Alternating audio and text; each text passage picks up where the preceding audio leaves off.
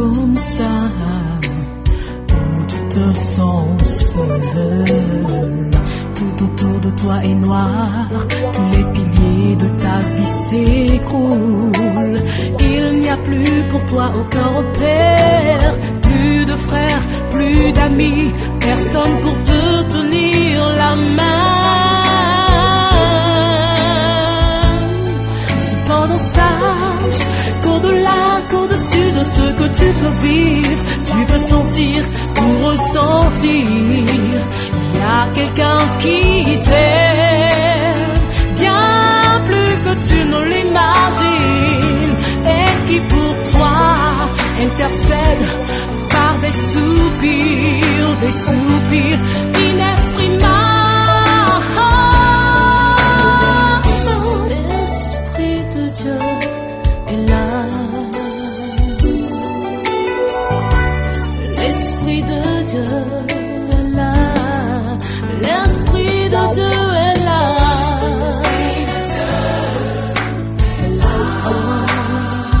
L'Esprit de Dieu est là. Oh, l'Esprit de mon Père est là. L'Esprit de Dieu est là.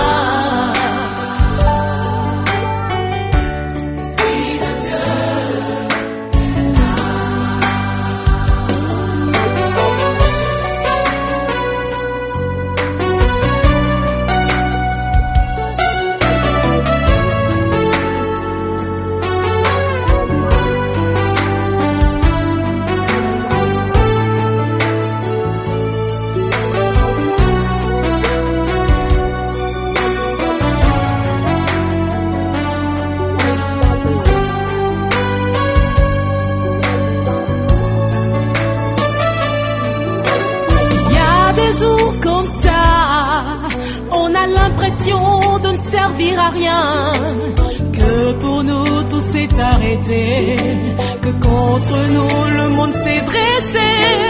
Tu crois rêver, et ton seul désir c'est de sortir de ce cauchemar, c'est de t'éveiller. Cependant sache qu'au-delà, qu'au-dessus de ce que tu peux vivre, tu peux sentir ou ressentir. Il y a quelqu'un qui t'aime bien plus que tu ne l'imagines, et qui pour toi intercède par des soupirs inexprimables. L'Esprit de Dieu est là. L'Esprit de Dieu est là. L'Esprit de Dieu est là.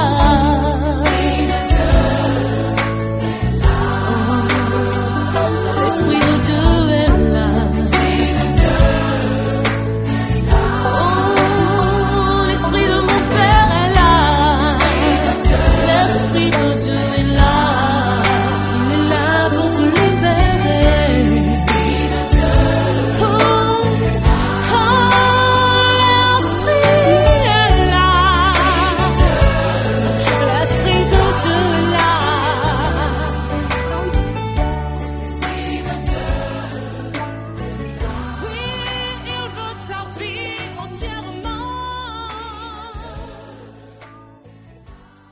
Oui, parce qu'il va écrire. C'est arrêté. Elle a porté les lunettes de Japo, ouais. Donc, qui ça? Elle, non.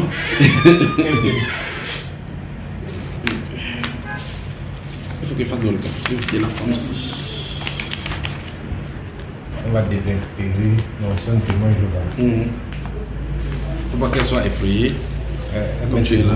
Non, est-ce que je peux l'empêcher de faire quoi? C'est mardi aujourd'hui, non? Oui.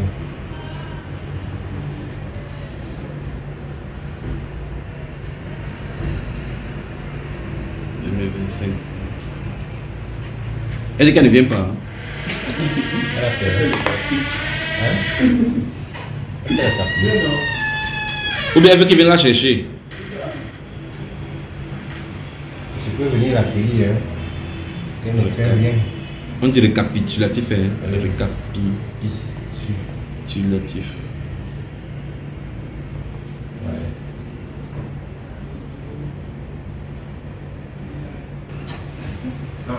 Non pas l'accueillir.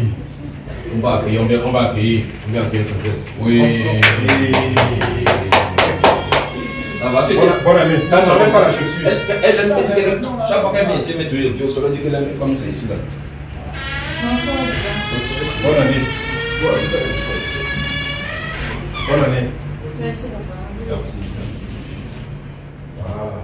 Assieds-toi là, merci. Donne-moi une seconde. Tu sortais ou bien tu entres? Assieds-toi, n'est pas bien. Depuis, tu dis que celui-ci a quitté, tu étais à Casa. Ouais. Il est venu arriver ici avant toi. Ça va?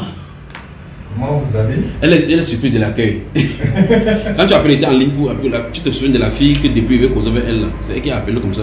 Elle a même coupé. C'est sûr que son patron est entré parce qu'elle est en train de travailler. Tu as vu? Elle dit j'ai dû couper car une collègue est entrée. Et bien, elle a bien compris. Lève-toi, tu te tiens comme ça, la clim te tape d'abord bien. T'as trop chaud. Est-ce que le dehors donne le lait?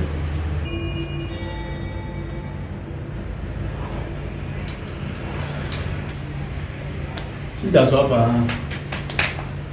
Elle change de température un peu. Ah, elle prend. Elle prend les lampes pour prendre de l'air.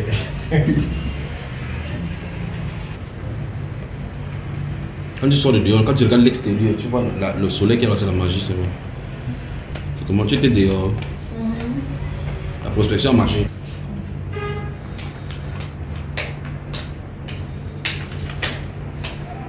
chevaux. C'est pas bien. Essence. Ouais, essence. Tu as le truc là, tu as ça non? Tu as le 160 000, 480. Banaloba. Elle a ça en tête comme ça. Ah, ouais, elle doit avoir tout ça en tête. Avec 25 000, avec La 50 000. Les passagers. Les gens croient qu'ils sont trop sales ici au Cameroun. Hein. On dit qu'à partir de combien de 13 maintenant c'est 50 000 de timbres fiscaux. Non? Quelqu'un part au transport, il dit que même mon truc si l'essence c'est à 9 chevaux. Tu vois une grosse voiture, tu vas sur le 4, il dit 9 chevaux. Il dit qu'on va leur montrer que c'est nous qui contrôlons. Tu prends comme ça, on dit qu'on est quoi là-bas. Ça c'est les hommes. Le Cameroun, il ne faut pas blaguer. On dit que non, les trucs de l'impôt se paient en ligne, ça se paye. Les gars, eux-mêmes de l'impôt disent que merci les gars, si on se paye ça en ligne, on est fini. Ils créent le bug informatique. Vous obligez les fois, on dit non, j'ai ça seulement pour avoir, parce que comment il faut faire. Il faut respecter les gars. Il n'y a pas une autre style, il n'y a pas le rouge.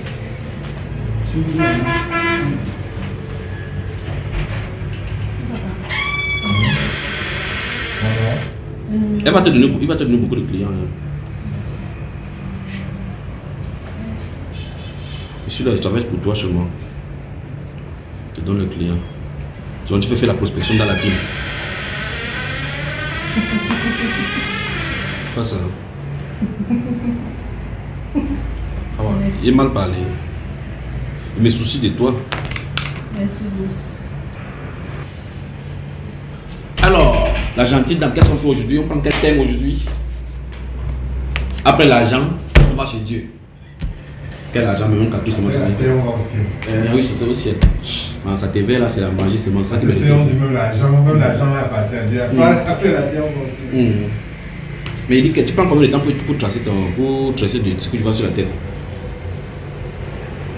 Ça fait combien de temps? Tu prends combien de temps? Non mais toi tu as pris combien de temps pour le faire?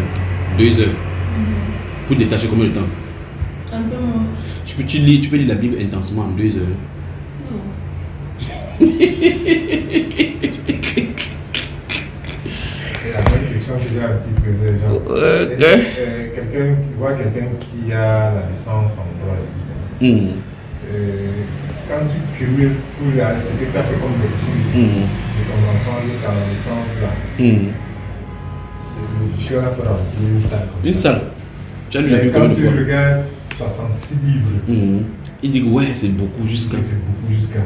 Il n'a pas lu un livre de la Bible. Un livre. Tu achètes quelque chose.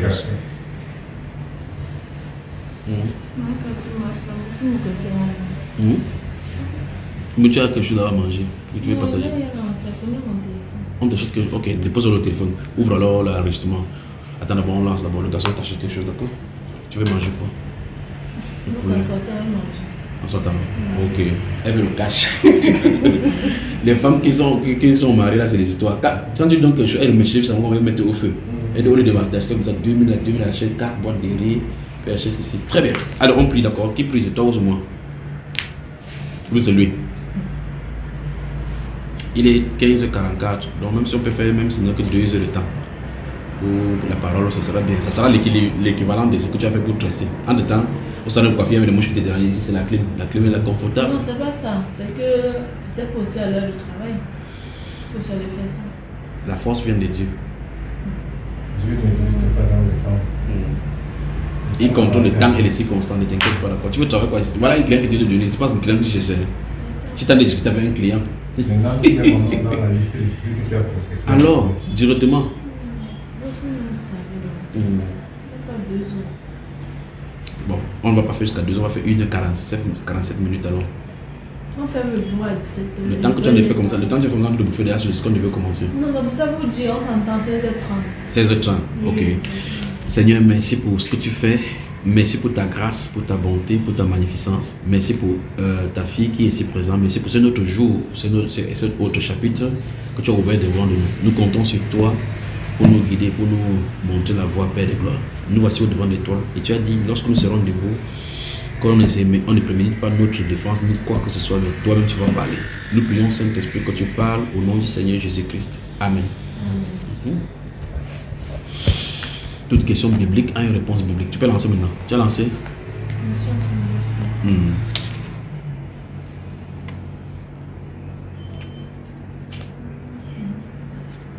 De tout ce que nous avons partagé la dernière fois, tu as médité.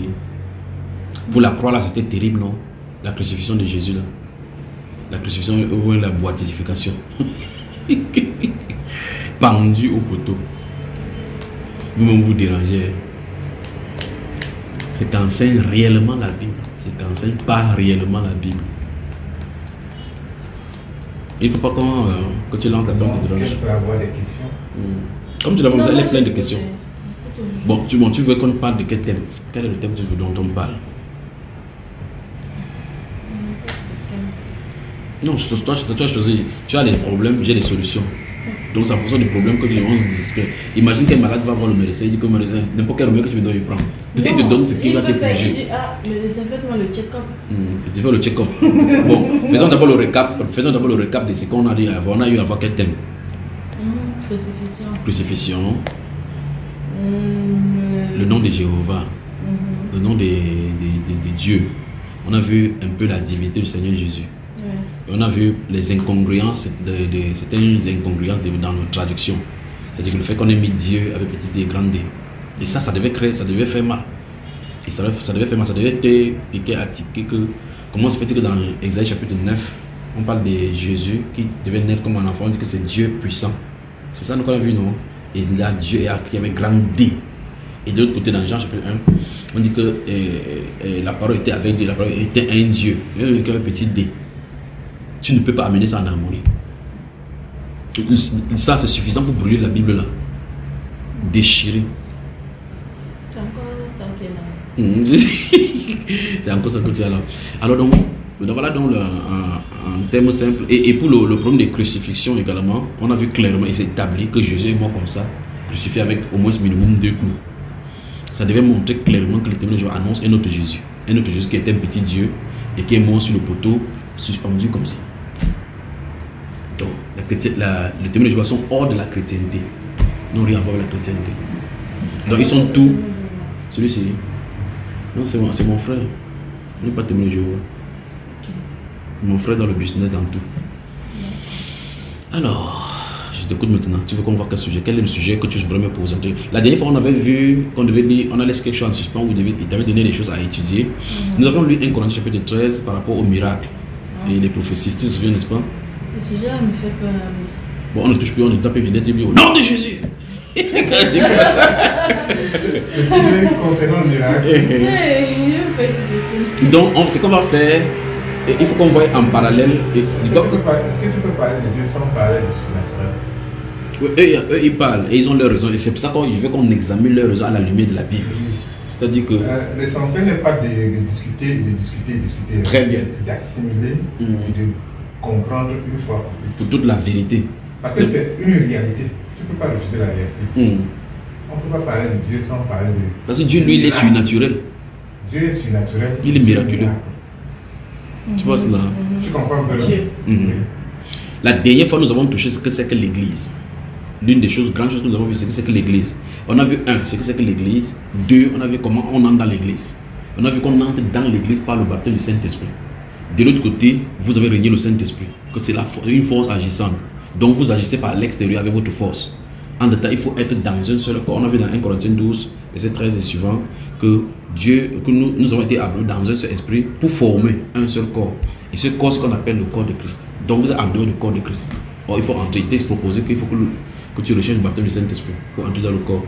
C'est le sujet qu'on n'aborde pas maintenant. Comment on va pas aborder? Parce qu'en fait... Non, pas maintenant, on bosse pas. Ok, on aborde quel sujet alors? Ça fait peur. Tu peux avoir peur. C'est effrayant. Excuse-moi si... Vas-y. Tu es de quelle ethnie? Je vais parler par exemple. Physiquement. Voilà. Tu es Douala. C'est fond les Bundos là. Tu es derrière les Bundos. Enfant. Mais quand on dit qu'on parle dans l'eau, la sainteté, justement, ça ce sont les œuvres, c'est mystique. Alors ça dit que du côté de ténèbres, ils font ça. Tu ne crois pas que Dieu fait aussi ça? Je ne pense pas que Dieu qui a créé les eaux, que les hommes avait fait ça pour entrer dedans. Avec l'aide de l'esprit. Si toi tu dis que tu... Mais comment il fait? Il faut entrer dans l'eau, il sort qu'il n'y a pas l'eau sur lui. S'il y a le mauvais esprit, il y a le bon de ce côté. Si toi tu dis que tu crois en Dieu, que celui-là dit qu'il ne croit pas en Dieu, il entre dans l'eau que Dieu a créée. Et ça ne lui fait rien. Toi qui dis que tu crois en Dieu, tu n'acceptes aucune puissance divine. Comment tu vas le confronter s'il faut le rencontrer? Je le rencontre où là? Mais tu entres dans celui qui a le conduit. Généralement, bon, attends, tu peux pas faire la prospection. Les gens, la majorité des personnes qui ont des voitures sont des sorciers, des francs-maçons, tous là. Tu les rencontres. Mais tu n'es pas au courant de rien. L'ignorance est un problème. La Bible déclare que quand sa tête te plonge dans l'ignorance, mon peuple meurt faute de... Ceux qui entrent dans l'eau, tes frères, tes soeurs charnelles là, qui t'affrontent, qui te provoquent, qui créent des malédictions, parfois, des choses dans les familles que tu ne vois pas. Maintenant, pour elle, elle se dit que comme elle n'est pas au courant, elle ne veut pas savoir, ça n'a pas d'effet sur elle. Si tu bénis ton Dieu qui t'a créé, qui te protège, qui doit te protéger, c'est que tu ne sais pas là où tu pars. C'est terrible. Tu ne peux pas parler de Dieu sans parler de surnaturel ou du miracle. Oui, les miracles, on les faisait. Ça continue. Ah, ouais, on les faisait. Oui. Ok. Bon, les sorciers, il y avait les sorciers avant ou bien il y a encore les sorciers aujourd'hui? Oui. Ça a été stoppé tout ça. Oui. Maintenant, les autres, là, comme le diable lui domine le monde. Oui. Donc, c'est normal que ces forces obscures et tout ça là, soient de monde. Bon, en contrepartie, donc Dieu a cessé d'agir.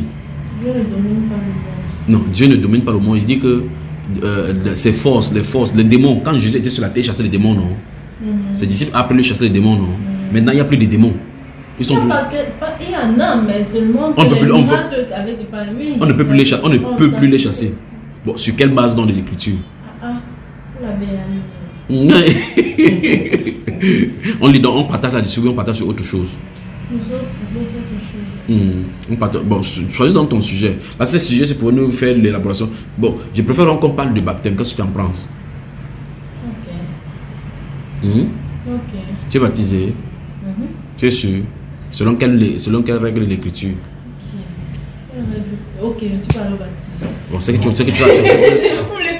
que tu as besoin de baptême alors. Je suis baptisé déjà. C'est que il faut qu'on regarde. J'ai une question alors. Mais voilà, c'est ce que tu fais tout pour que la question sorte de ta bouche.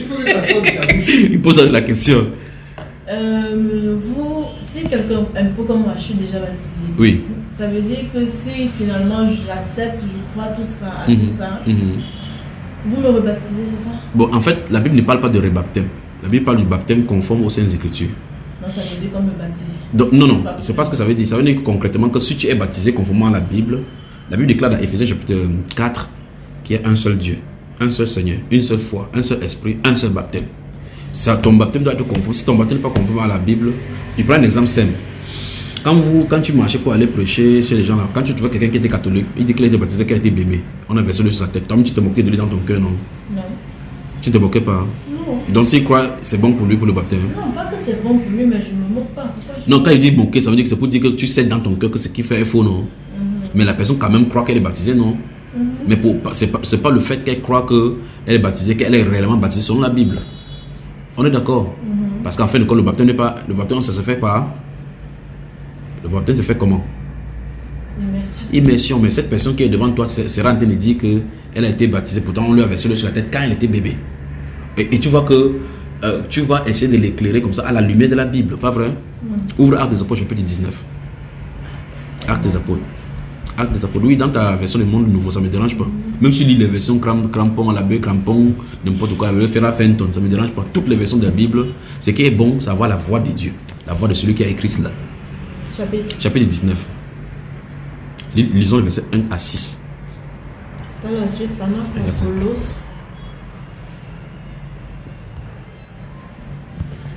c'est pendant que tu fais, regarde-moi ça. Par la suite. C'est la nouvelle maison. C'est chose de regarder, c'est. On va parler de cela après. Par la suite. Si Dieu me donne l'argent, je vais construire ça à ma femme. Pendant qu'Apollos était à Corinthe, Paul traversa l'intérieur des terres et descendit à Éphèse. Il y trouva quelques disciples à qui il demanda: avez-vous reçu de l'Esprit Saint quand vous êtes devenus croyants? Ils lui répondirent: réponds. Si Paul te pose la question là, tu lui répondrais quoi? Parce que la question qu'il leur a posée, c'est quoi? S'ils ont reçu de l'Esprit Saint. Voilà. Donc on doit le recevoir. Alors, quand vous êtes devenus croyants, tu as cru? Oui. Il faut qu'on introduise plus tard c'est que la croyance là même d'abord. Et quand tu as cru là, avez-vous reçu l'Esprit Saint? Non. Alors, suis la suite. Quand elle a dit non, quand ils ont dit non, regarde ce que l'apôtre leur a dit. Non, c'est pas ça. Non. Mais nous n'avons même pas entendu dire qu'il y a un Esprit Saint. Tu entends? Donc ceux-ci n'ont même pas entendu dire qu'il y a un Esprit Saint. Toi au moins tu as entendu. Et on a parlé de lui, toi tu en as de fuir. Donc regarde, Paul les rencontre. Il dit sur les disciples ici, il dit: vous avez reçu l'Esprit Saint? Il dit quoi? L'Esprit quoi? L'Esprit Saint c'est quoi? Ah, nous sommes les témoins de Jéhovah. L'Esprit Saint c'est là. Je ne vais plus enregistrer. Moi, je vais écouter ça après. Oui, non, il faut que ça c'est amusant, ce serait bon pour toi. Il dit que les gars, si on dit qu'ils étaient témoins de Jéhovah, que l'Esprit Saint c'est la force agissante de Dieu. L'apôtre Paul dit que mince, il va lui poser la question là où le problème commence, d'accord? Il dit quel baptême avez-vous donc reçu? Donc ça veut dire qu'en fin de compte, il y a un style de baptême qui amène l'Esprit Saint sur la scène. Regarde-moi bien d'abord de ça. On dit que si tu es baptisé conformément à la Bible, le Saint-Esprit est tenu de respecter sa parole. Tu vois cela? Il dit, alors, tu vois que parmi tous les problèmes qui existent sur la terre, il a posé la question directement sur le baptême. Tu vois? Parce qu'on va aller au chapitre 2, au commencement de l'église, pour voir ce qu'il en est, comment on faisait clairement. Alors il dit, mais vous n'avez pas reçu l'Esprit Saint? Il dit, mais vous avez reçu quel baptême? Parce qu'en fait, il y a un ordre d'entrée dans l'église, comme on a vu là. D'accord? Alors ils ont dit quoi? Du baptême? De Jean. Maintenant, Jean, dont on parle, c'est quel Jean? Jean le Baptiste. Je te pose la question. Jean le Baptiste était-il un serviteur du diable ou un serviteur de Dieu? Dieu. Très bien. Donc ça veut dire que s'il y a quelqu'un qui est authentique et dont le baptême est authentique, c'est effectivement Jean. Et ceux-ci ont reçu le baptême qui était authentiquement d'un serviteur de Dieu, mais c'était hors époque. Tu vois cela? Ça veut dire quoi concrètement? Ça veut dire que quoi? Ça veut dire que si tu fais un baptême qui n'est pas conforme, tu annules les effets du Saint-Esprit, la marche du Saint-Esprit ou le progrès, ce que le Saint-Esprit est censé faire. Il faut suivre ce que le Saint-Esprit a programmé et selon son ordre, sa chronologie à lui. Donc le baptême était conforme, mais c'était hors de l'époque. Si quelqu'un maintenant vient et dit que ok, je suis ici des Jean-Baptiste, comme Jean-Baptiste a baptisé dans la Bible, c'est comme ça qu'il baptise. Il va baptiser conformément à ce que Jean-Baptiste a fait. Oui, c'est écrit dans la Bible comme il a fait, oui, mais il est hors de l'époque. Alors maintenant, lisons la suite. Continuez-nous encore. Paul expliqua: Jean a baptisé du baptême qui symbolise le repentir. Oui. Et il disait au peuple de croire en celui qui viendrait après lui. Oui. C'est-à-dire en Jésus. En Jésus. Donc il y a le nom là vient encore pas Jéhovah. En Jésus, oui. En entendant cela, ils se firent baptiser au nom du Seigneur Jésus. Stop. Donc quel est le baptême que tu as été baptisé? Repentir.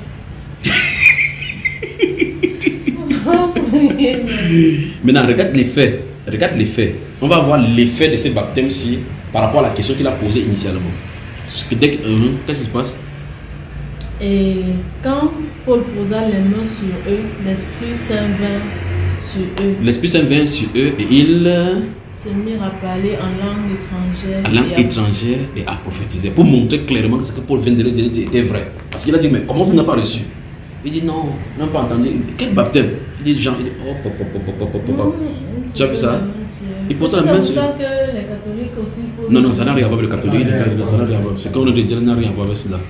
Alors, regarde bien, donc, il y a une chronologie ici. Il rencontre des disciples, ils croient vraiment au Seigneur, ils parlent du nom du Seigneur. Le nom du Seigneur est dans leur bouche, mais ils voient que leur vie est sèche.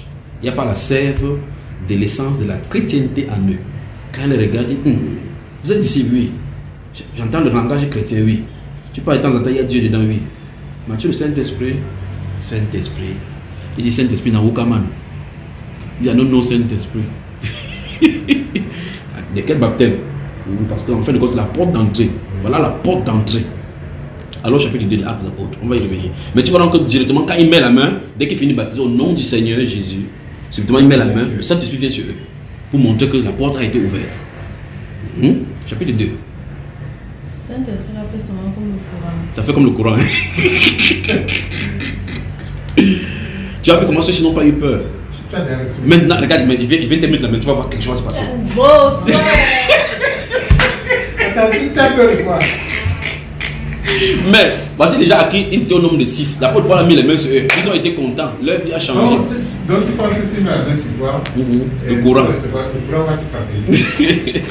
Allons-y. Alors chapitre 2. Lisons du verset 37 à 40. Juste parce qu'elle a fui de la chaise. La dernière fois, elle a fui, elle allait rester par la porte. Elle dit non, boss, ne parle plus. Les démons sont partout au carrefour là-bas. Tu veux prier Dieu. Dieu va ouvrir tes yeux. Non, regarde, il ne veut pas prier sur toi. Il veut seulement dire Seigneur, ton enfant que tu m'as envoyé, je prie que tu ouvres ses yeux pour qu'elle voie la réalité dans le monde. Quand tu vas sortir, tu vas voir le monde, tu vas voir une maman qui marche comme ça, elle a 3 têtes comme ça, tu vas voir ses yeux au niveau de la poitrine. Quand tu vois le fou, tu as peur. Ouais, la fille va me tuer. N'aie pas peur, d'accord. N'aie pas peur. Je pense que c'est toi qui as peur. Regarde ici. N'aie pas peur, regarde. C'est pas toi qui as peur. Regarde.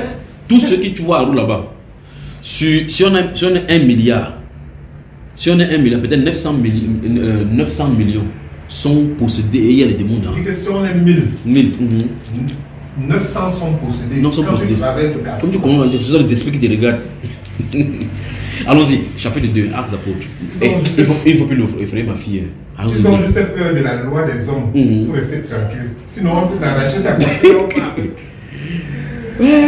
Combien de personnes t'ont touché depuis que tu es sorti ce matin? Et les démons t'ont frappé. Quelqu'un t'a sorti et dit bonjour ma fille. Il dit comme ça alors que c'est le serpent qui est là. Je vais t'avaler. Et comme elle a peur. Allons-y, Actes chapitre 2, laissons dans ce qui nous intéresse ici. Mais ce qu'il veut faire, il te promet là. Le Seigneur va ouvrir tes yeux, tu vas commencer à te rendre compte de la réalité spirituelle. Et là, tu ne peux pas empêcher de connaître qu'en fin de compte, il y a l'autre monde parallèle. Et tu vas savoir que quiconque fait recours au Seigneur Jésus-Christ sera sauvé, mis à l'abri. Allons-y. Chapitre 2. Chapitre 2. Verset 37. Si la main s'est mise sur toi, il sent déjà la vibration dans mes mains. En entendant cela, il tend ça sur toi. Il demandèrent à Pierre. Il tend. Pourquoi fais-moi revenir? Non, tu vas revenir, n'aie pas peur. On en fait parler simplement comme ça, tu as peur. Soyez mis à la chair de poule. Vas-y, lisons. Reste tranquille, sois calme. Merci Seigneur Jésus pour ce que tu fais pour nous. Merci Père. En entendant cela, ils furent touchés en plein cœur et ils demandèrent à Pierre et aux apôtres, hommes, frères, que devons-nous faire? Très bien, donc ici l'apôtre Paul, au jour de la Pentecôte, le Saint-Esprit justement va descendre sur les gens, ils vont commencer à parler diverses langues étrangères et puis les gens vont entendre que regarde les gens s'ils ont bu le vin, Pierre va se lever, donc il va dire que non, ce n'est pas ce que vous pensez, c'est la promesse de Joël qui s'accomplit ici. Parce que Dieu avait dit qu'au dernier jour, je verserai mon esprit sur toute chair, vos fils et vos filles prophétiseront. C'est ça que vous avez vu comme ça là. Après, ils ont entendu que, en fin de compte, ceci est venu à cause de l'introduction de Jésus au ciel, qui a reçu du Père la promesse et il a répandu, comme vous voyez, observez. Quand ils ont entendu maintenant que le Messie est venu, ils ont tué le Messie, ils ont posé cette question. On dit qu'ils ont reçu ça en plein cœur dans votre version. Le cœur a été vivement touché par la prédication de Pierre. Deuxième chose, ils ont posé la question, dans ces cas, qu'est-ce que nous avons fait? Donc, ok, y a-t-il des solutions à cela? Ok, nous avons tué notre Messie. Y a-t-il donc qu'est-ce qu'on doit faire dans ces cas? On se trouve coupable. Qu'est-ce qu'il faut faire? Solution. Il dit quoi? Répentez-vous. Et que chacun de vous soit baptisé. Oui. Au nom de Jésus. Stop. Tu vois, voilà les deux apôtres principaux de la Bible. On voit clairement ici que à l'introduction du message chrétien, c'est-à-dire que le message qui introduit l'Église sur la terre, le baptême a été introduit au nom du Seigneur Jésus. Paul, lui, il n'était pas là. L'apôtre Paul a été plus tard un persécuteur. Plus tard, il n'a jamais rencontré Pierre pour qu'on discute que, ok, toi tu baptises comment? Moi je me baptise comme ça, l'autre tu baptises comment? Tu vois cela? Alors Paul baptisait de la même façon que Paul baptisait. Pourtant, ils n'ont pas connu la même école, ils ne sont pas marchés la même époque. Ils n'ont même pas marché ensemble. Pour montrer l'unicité, comme il parlait de l'harmonie. La dernière fois, nous avons passé l'harmonie. On a vu que Paul dit dans 1 Corinthiens chapitre 15 que ce soit eux, que ce soit nous, voilà ce que nous prêchons et c'est ce que vous avez cru. Pour montrer que dans la disciple du Seigneur Jésus-Christ, tous ceux qui avaient été envoyés prêchaient la même doctrine, avec les sagesses et les différentes grâces que Dieu avait données à chacun. Mais les doctrines ne différaient pas. Mais c'est aujourd'hui qu'il y a des contradictions pour montrer qu'il y a l'esprit de confusion. Un pentecôtiste parlerait différemment du catholique. Le catholique parlerait différemment du témoin de Jéhovah. Le témoin de Jéhovah parlerait différemment du 7e jour, ainsi de suite. C'est l'esprit de confusion, Babylone. Tu vois? Mais pour eux, il n'y a pas de confusion. Alors donc, il dit répentez-vous et que chacun de vous soit baptisé au nom de Jésus-Christ. Alors donc, voilà donc le baptême biblique. Si tu n'as donc pas été baptisé comme ça, il te faut être baptisé au nom du Seigneur Jésus. Et il a dit c'est en vue du pardon de ton péché. Donc ça veut dire si vous n'êtes pas baptisé conformément comme ça, vos péchés demeurent. Tu vois cela? Et l'homme, quelqu'un va rester avec la Bible marchant dans le péché parce qu'il est désobéissant à la voix du Saint-Esprit. Voilà donc comment nous baptisons, conformément aux Saintes Écritures. Et si on baptise comme ça, on met la main sur toi, comme tu as vu l'apôtre Paul, le Saint-Esprit vient sur toi. Le Saint-Esprit vient sur toi. Ou bien si tu venais, tu prends le baptême, tu reçois le Saint-Esprit, il n'y a pas toujours de problème. Ou bien si on te baptise conformément à la Bible, on ne prie pas pour toi pour recevoir le Saint-Esprit. Tu le laisses tranquille dehors, tu restes dedans. Encore qu'il faut savoir. Bon, attends. Finissons la phrase de Pierre. Non, il a dit que la phrase de Pierre n'est pas finie. Finissons sa solution. C'était la suite. Allons-y. Allons-y. Ok. Pierre dit répentez-vous. Allons-y. Et que chacun de vous soit baptisé au nom de Jésus-Christ pour le pardon de vos péchés et vous recevez le don gratuit de l'Esprit Saint. Alors c'est simple, c'est un don et c'est gratuit. Donc comment on dit que faites ceci, vous recevez ceci? On a vu clairement comment ceux-là dès qu'ils ont accepté que Paul a fait, dès qu'on a fini, le Saint-Esprit est entré. Et toi tu as peur de cela. Dis-moi maintenant concrètement pourquoi tu as peur de l'Esprit Saint. Qu'est-ce qui se passe? Tu as peur que ça te frappe? C'est pas que ça me frappe. Tu as peur d'être dans la réalité du monde? C'est pas ça, c'est que je sais pas, j'arrive pas à croire à tout ça. Attends, mais c'est voilà ça qui est écrit, non? C'est écrit, mais je n'arrive pas à croire. Je sais pas que l'Esprit Saint parle, que des gens soient des... Oui, mais voilà ça, non, dans la Bible, non? Ou bien tu ne crois pas ce que la Bible dit, ou bien ça c'est des fables? Je ne dis pas que ce sont des fables. Bon, alors, mais c'était en ce temps-là. Est-ce que... Bon, remontons encore. Regarde le verset 14 à 17, lisons. Donc, comme tu as dit, c'est en ces temps-là. On va voir si tu as raison avec les témoins de Jéhovah, mais c'est la Bible qui a raison. Allons-y, verset 14.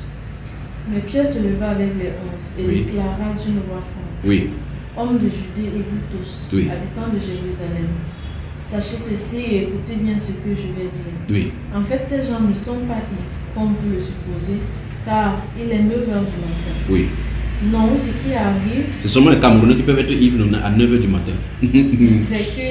C'est ce qui a été dit par l'intermédiaire du prophète Joël. Oui. Et dans les derniers jours, oui, dit Dieu, je répandrai une partie de mon esprit sur toutes sortes d'humains. Stop, on va s'arrêter là-bas. Regarde-moi. Joël lui avait dit que l'esprit n'a pas jusqu'à quel moment? Bonjour. Donc? Bonjour. Alors, mais comment toi tu dis non que c'était pour leur époque? La Bible même dit que ce soit les langues, que ce soit les prophètes, que ce soit tout ça, ça va cesser. Lisons là où ça dit ça. Mais avant ceci, continuons au verset 40, verset 39 et 40, ce que Pierre va dire. Donc on voit clairement que c'est dans les derniers jours, non, l'époque c'est les derniers jours. Tu vas me dire quand là, ceci montre clairement que les derniers jours sont ça inaugure le premier, voilà le début du dernier jour. Parce que le Saint-Esprit descend, ça veut dire que c'est le début. Parce qu'il a dit, Joël a dit dans les derniers jours, je vais répandre mon esprit. Donc si l'esprit répand, ça suppose que c'est l'inauguration des derniers jours. Et donc maintenant les derniers jours c'est quand ça finit, à quel moment? Tu comprends cela? Si les derniers jours sont finis, il faut qu'on regarde dans la Bible et tu examines que, ok, Joël a dit dans les derniers jours. Bon, ça a commencé avec, si ça descend, il dit c'est ici que ça s'accomplit. Il dit c'est ici, donc, ça veut dire c'est ici le début des derniers jours. Alors, les derniers jours, pardon, de ces moments-ci, jusqu'à quelle période? Si tu parviens à identifier que cette période-là, la fin, elle a été faite avec eux, alors dans ce cas, dans quel jour nous nous trouvons? Voilà. Tu vois ça? Dans les derniers jours. Si c'est dans les derniers jours, alors la prophétie reste toujours, parce qu'elle a dit dans les derniers jours, il va répandre. C'est-à-dire la promesse subsiste. En tout cas, lisons le verset 38 et 39 encore, lisons. Pierre leur dit, Pentez-vous et que chacun de vous soit baptisé au nom de Jésus-Christ pour le pardon de vos péchés, et vous recevrez le don gratuit de l'Esprit. Oui. Car la promesse est pour vous et vos enfants, oui. Et pour tous ceux qui sont au loin, oui. pour tous ceux que Jéhovah notre Dieu appellera à lui. Oui. Stop. Donc, Jéhovah appelle encore, en acceptant ton Jéhovah et avançant avec lui. Alors, est-ce qu'il continue à appeler? Est-ce qu'il appelle? Est-ce qu'il appelle encore de nos jours les gens à venir à lui? Quand j'appellerai à lui, là, non, regarde-moi, soyons sérieux, d'accord? Sois sincère.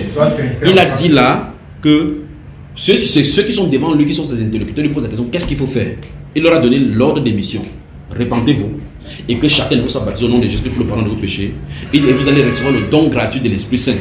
Il dit car la promesse, il appelle ça, l'Esprit Saint c'est la promesse qui avait été faite depuis Abraham. Car l'Esprit Saint est la promesse qui a été promise pour vous, il dit pour vous, pour vos enfants et pour tous ceux qui sont au loin, en aussi grand nombre que le Seigneur, notre Dieu les appellera. Maintenant, il y a la question que je viens de poser, c'est est-ce qu'aujourd'hui, là, lors où toi et moi on se suivent là maintenant, est-ce qu'il appelle toujours? La réponse est soit oui, soit non. Si c'est non, on continue. Si c'est oui, on continue. Il y a quelqu'un là? Non. Si ce n'est pas quoi, on arrête d'abord. On attend. Allons-y ici. Donc, est-ce que aujourd'hui, le Seigneur Dieu appelle encore oui ou non les gens à lui? On dirait comment? Comment tu veux dire? On dirait comment? Est-ce qu'il appelle oui ou non? Il faut être sincère. Il faut être vrai. Non, sincèrement. Mais la c'est une négociation directe. Est-ce que c'est très clair? Je vois les témoins de Jéhovah sortir. Voilà, le but de ce c'est pour faire quoi?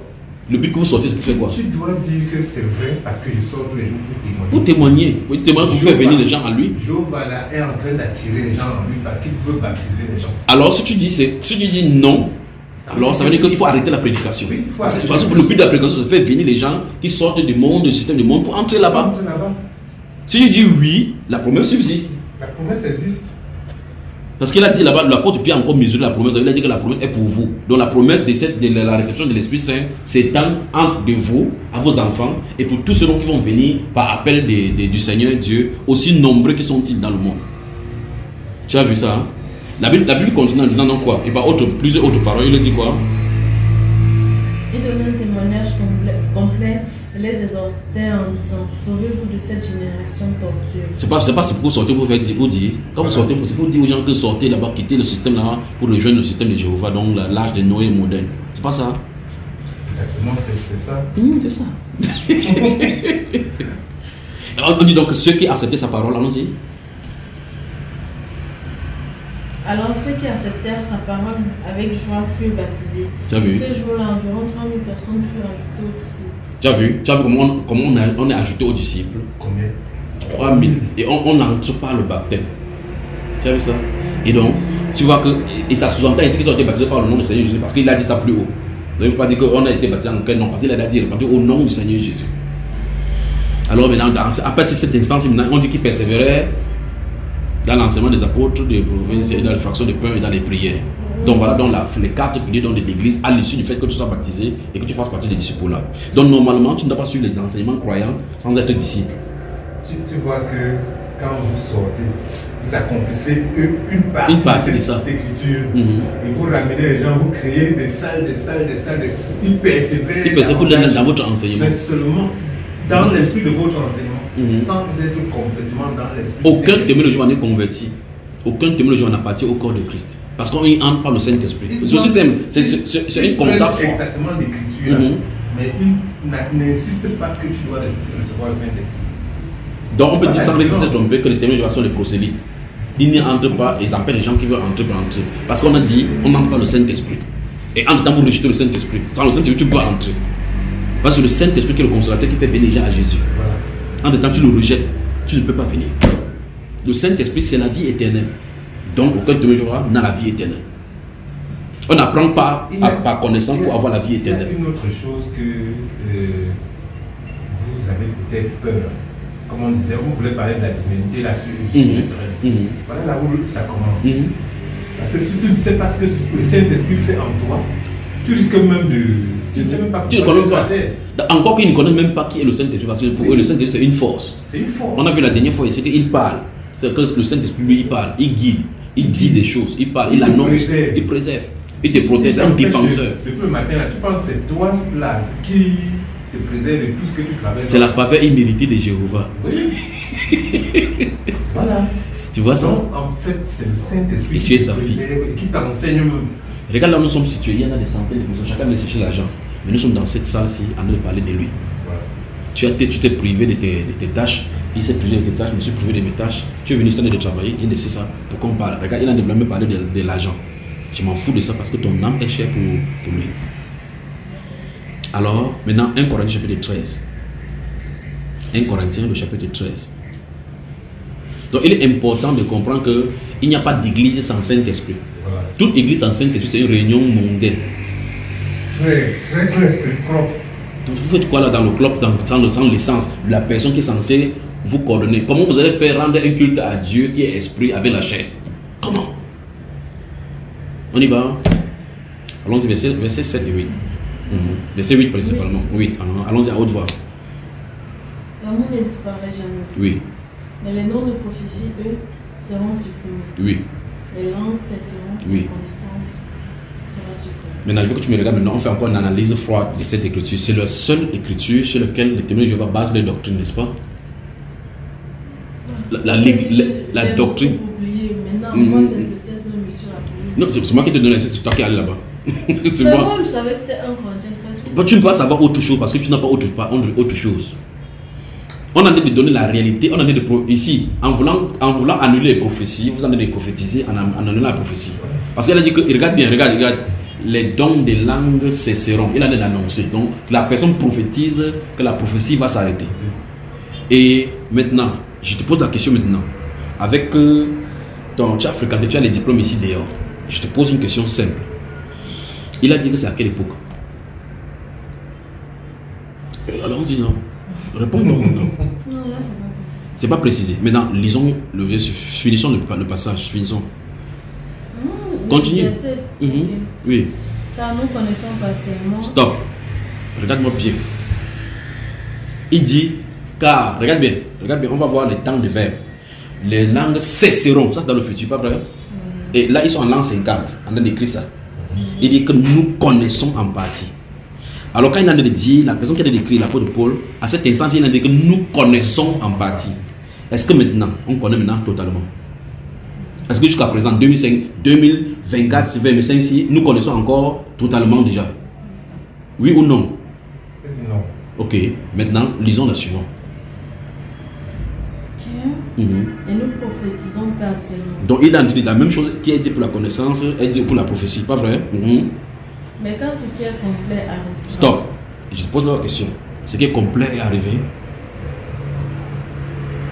Alors, si c'est non, il dit donc que quand ce qui est complet arrivera, qu'est-ce qui va se passer? Ce qui est partiel sera supprimé. Alors, donc, ça dit que. Voilà, donc il a donné le période où ça sera supprimé.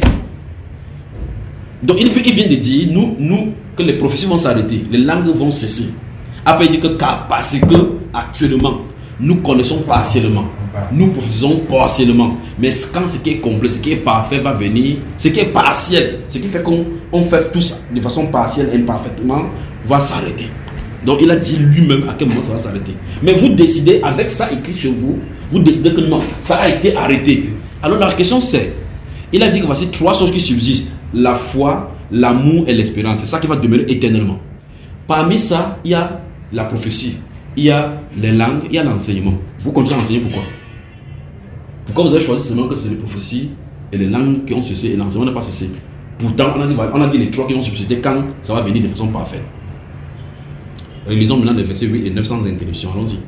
Que Dieu te bénisse, d'accord? Que notre Seigneur te bénisse. Ton âme se délecte de cette nourriture du ciel. Amen. L'amour ne disparaît jamais. Mais les dons de prophétie, eux, seront supprimés. Tu ne sais pas pourquoi tu es maintenant petit. Toi, tu as foutu avec ta chaise dans un temple, tu es obligé de mettre le chaque fois. L'amour ne disparaît jamais. Mais les dons de prophétie, eux, seront supprimés. Les langues cesseront, la connaissance sera supprimée. Stop. Maintenant, on a trois choses. Maintenant, honnêtement, pourquoi toi, tu n'as jamais posé la question à vos dirigeants? Ok, si la prophétie a cessé, si les langues ont cessé, pourquoi la connaissance, elle, n'a pas cessé? Parce qu'on n'a pas dit que la connaissance va rester subsistée. On n'a pas dit que ça va subsister éternellement. On a dit que c'est trois choses qui ont subsisté éternellement. L'espérance, la foi, l'amour. Pourquoi donc supprimer les deux sur les trois sur quelle base vous avez laissé la connaissance? Pourtant, on dit clairement que nous connaissons en partie. Continuons. Car nous connaissons partiellement. Voilà, tu as vu ça? Nous connaissons partiellement. Donc la connaissance que nous avons, c'est partiel. C'est pour ça que ça va être supprimé. Et la prophétie aussi est supprimée. En fin de compte, quand on sera avec Dieu dans le paradis, on n'a plus besoin de prophétie. Il n'y a pas besoin de dire que tu prophétises que ton grand-père habite par là-bas.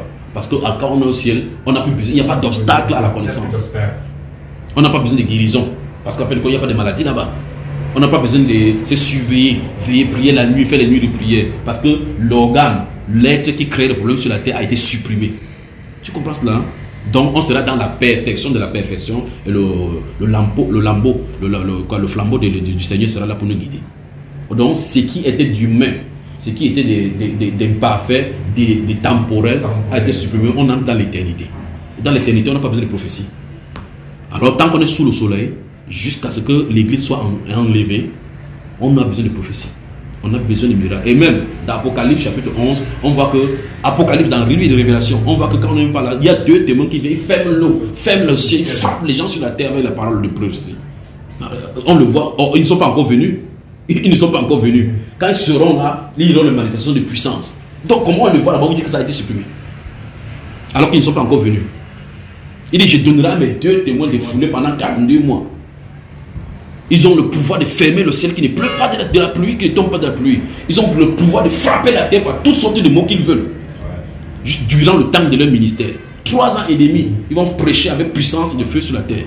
On dit qu'ils vont tourmenter la terre à cause de leur présence, de leur prédication. Et vous dites que le Saint-Esprit est fini sur la terre?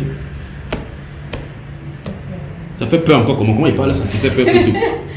Tout ça fait peur. Vous ne devez Mais pas pourquoi voir. on est même né, non? Pourquoi on est même né? C'est même la preuve que je devais te soumettre à celui qui t'a fait naître. Parce qu'il t'a fait naître sans ton avis. Aïe.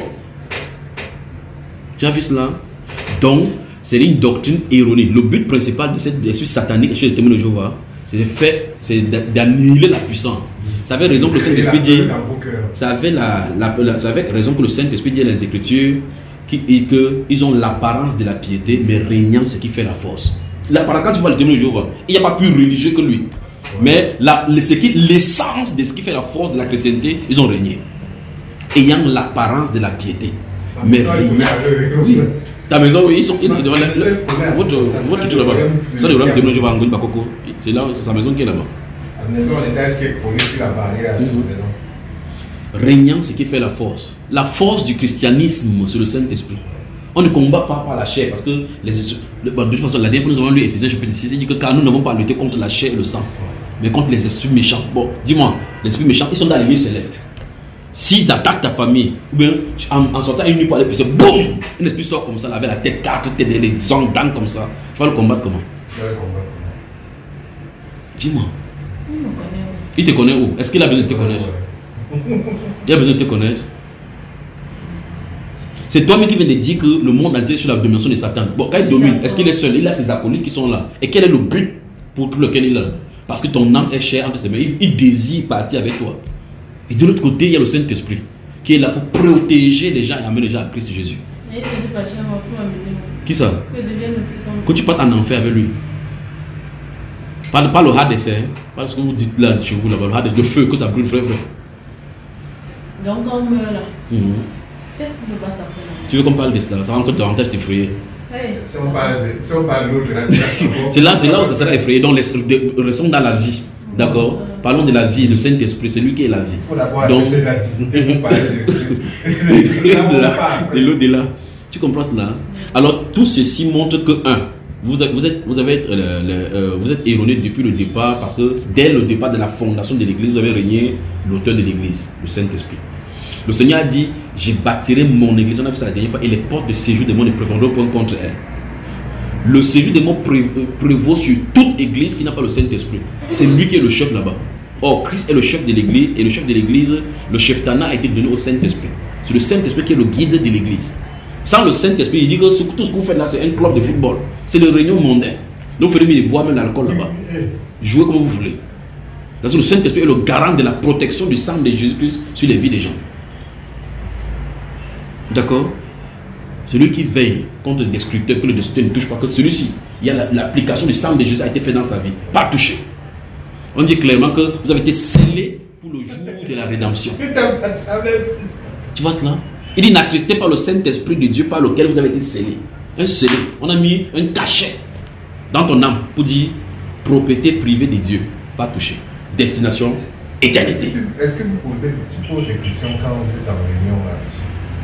Ils posent les embrouilles. Quand tu es dans le mensonge, là, tu fais comment? Mais on détourne des questions. Ça dit qu'on n'a jamais dit. Je pense que les mêmes questions qu'on pose, alors tu peux aussi poser ça ici. Et maintenant, tu confrontes si tu es sincère encore. Parce que ça commence même par... Elle n'est pas sincère. Puisqu'elle voit là-bas, on dit repentez-vous, chacun et vous recevez le don du Saint-Esprit. Elle a peur du Saint-Esprit. Est-ce qu'elle est sincère alors? Je vais dire une chose. C'est que quand nous parlons, tu dois être vrai en toi. Il y a deux personnes que tu ne peux pas tromper, toi-même et Dieu qui t'a créé. Donc, quand on est dans une discussion comme ça, sois sincère. Quand je lis une chose, je vois la réalité, j'essaie de me conformer à ce qui a été écrit. Le plus grave que c'est dans la Bible témoin de Jéhovah qu'il a de l'église. C'est justement ça. Il a lu la dernière fois que Jésus a été crucifié dans le témoin de Jéhovah. Même tu sors pour prospecter. Tu n'assimiles pas ce que tu es censé véhiculer. Comment tu vas convaincre les gens? Comment tu vas convaincre les gens? C'est un peu ça. Tu intègres d'abord ce que tu es en train de dire. La prospection que tu fais n'est pas une publicité. C'est une vie. C'est une vie qui fait corps avec toi. Parce que pour que je parle de ton assurance, je dois parler. C'est pas comme si c'était de moi que je parle. En connaissance de cause. Je peux venir prospecter ton assurance de toi en parlant de ta vie et de ma vie. Ça t'intéresse. La même chose avec la parole de Dieu. Tu ne vas pas dire que Jésus est bon, Jésus est bon. Tout le monde sait que Jésus est bon. Mais s'il est bon, il doit être juste. Et s'il est juste, il doit corriger par moment. Donc, une parenthèse. Alors, on vient de voir dans 1 Corinthiens chapitre 13, en fin de compte, qu'en fait, avec les prophètes, ce que nous avons lu dans les prophéties des derniers temps, que les derniers temps s'arrêtent. Et si on entre dans les prophéties bibliques, les derniers jours s'arrêtent avec l'enlèvement du Saint-Esprit sur la terre. En fait, les derniers jours ne s'arrêtent même pas là-bas. Dans les séquences des derniers jours, il y a la manifestation de l'Esprit. Et quand l'Esprit est enlevé, le prolongement des derniers jours maintenant vont jusqu'au jour du Seigneur. Donc, si tu lis la Bible correctement, comme tu te lis là, il y a la promesse qui subsiste. Donc, nous sommes encore dans la séquence de la manifestation de l'Esprit. Et le problème, c'est que le diable va se manifester sur la terre et être gouvernant ici finalement. Ceux qui seront sur la terre à ce moment-là, si tu n'as pas l'Esprit de Dieu, quand on va partir, tu vas rester ici avec eux. Tu vas prendre ce qu'on appelle la marque de la bête. Tu vas servir le diable, ou bien tu vas être torturé. Tu ne pourras ni acheter, ni vendre si tu ne prends pas la marque. Tu prends la marque, c'est pour l'éternité dans le feu. Tu vas aller dans le feu de l'enfer.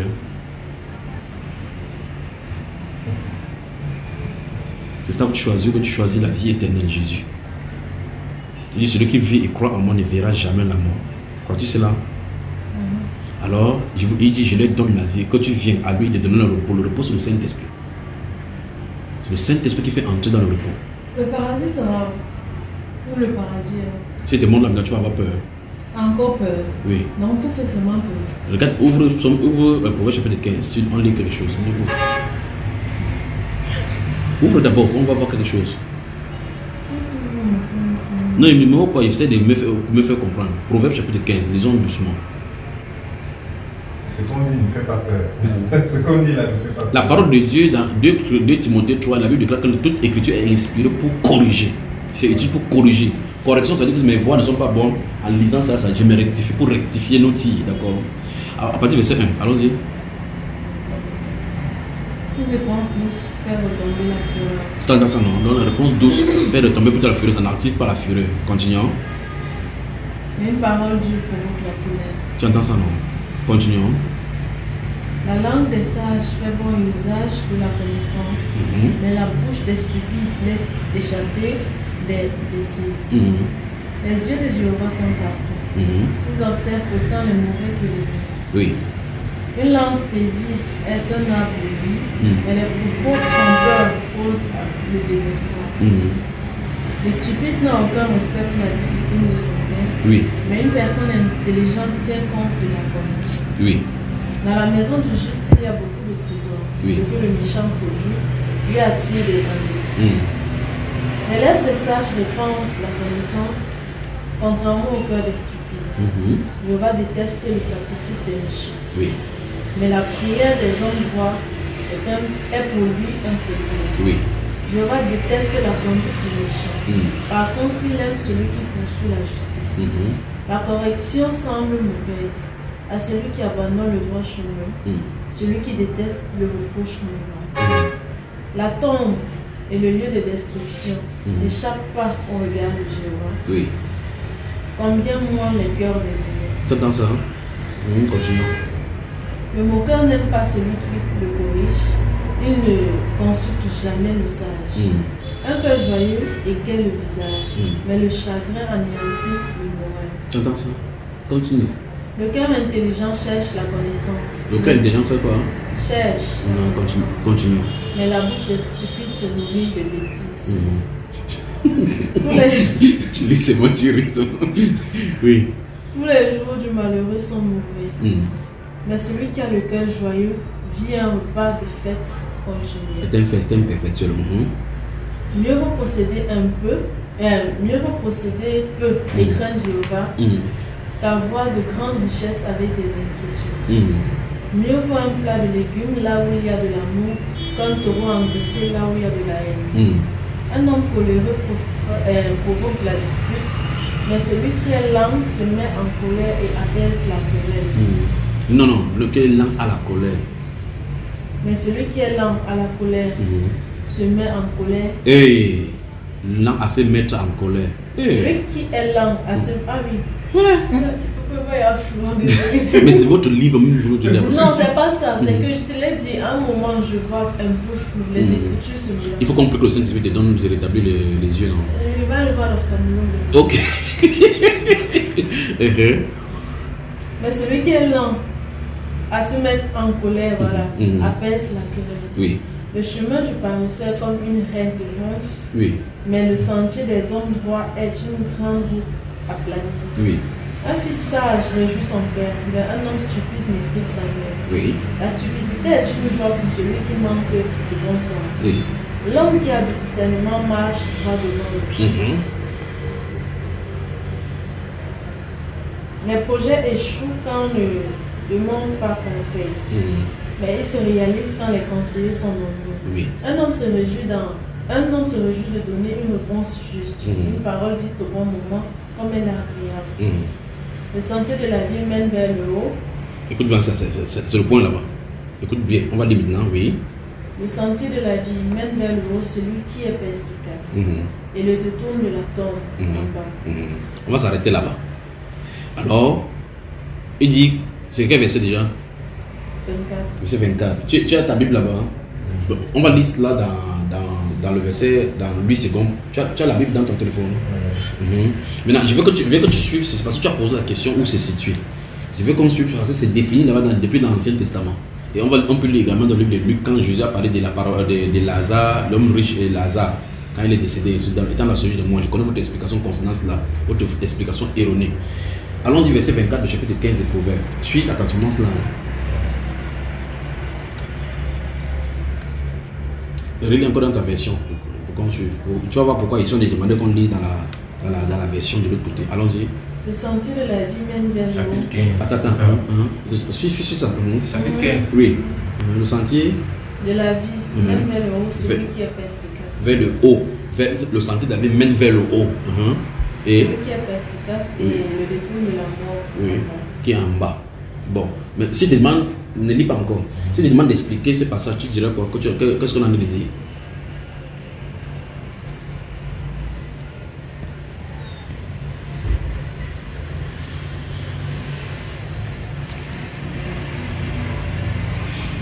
Parce qu'on dit ici que le sentier de la vie mène vers le haut, pas vrai? Pour celui qui est perspicace dans ta version. Pas vrai? Ok. Maintenant, on dit que c'est vers le haut. Et puis, vers le bas, c'est qui? Il détourne de la tombe. Bon, dis-moi maintenant, qui parmi les gens sur la terre peuvent être détournés de la tombe? Comme le tombeau qu'on voit au cimetière là. Votre doctrine, tous les doctrines, en voulant embrouiller les doctrines, vous êtes embrouillés. Vous ne pouvez pas vous en sortir. Tu as vu ce que vous avez créé là? Parce que vous avez transformé le Hades avec la tombe. Vous croyez que la tombe, parce que tout le monde passe par la tombe. Mais le problème, on a dit clairement que ceux qui ont la vie, leur demeure c'est plutôt en haut. Lis ici, verset 24, suit. Verset 24. Oui. Pour le sage, oui, le sentier de la vie mène en haut, oui, afin qu'il se détourne du séjour des morts qui est en bas. En bas. Donc le sage, finalement, sa destination, c'est en haut. Mais pourtant, tout le monde entier, quand tu meurs, on t'enterre vers la tombe. Et l'histoire de Lazare et de l'homme riche montre clairement qu'après la tombe, on passe dans l'autre dimension. Ouais. Et la dimension en haut, la dimension en bas. Tu as vu cela?